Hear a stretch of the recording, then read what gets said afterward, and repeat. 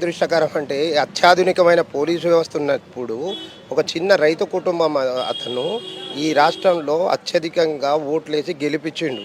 అలాంటిది ఈ సెలబ్రిటీలు ఉన్నప్పుడు తగు జాగ్రత్తలు తీసుకునే బాధ్యత ప్రభుత్వం మీద ఉంటుంది.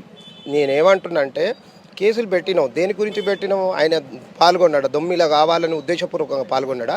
అనుకోని ఒక సంఘటన, ఒక రైతు కుటుంబం నుండి వచ్చిండు, గెలిచిండు, బయటికి వచ్చిన తర్వాత ఈ డీసీపీ స్థాయి అంత ఉన్నతాధికారి పోవాల్సిన పరిస్థితి ఉందంటే ఆడ అంచనాలు వేసుకోవాలి కదా. బిగ్ బాస్ ఈరోజు జరిగింది కాదు కదా, 7 సీజన్లు జరిగినాయి.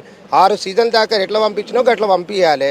మీకు లా అండ్ ఆర్డర్ ఉన్నప్పుడు మీరు అంతా ఏం చేస్తారు? డీసీపీ లెవెల్ స్థాయి అధికారి పోయి వాళ్ళందరినీ తరిమి కొట్టడం జరిగింది. వాళ్ళు ఎవరో మాకు తెలుసా?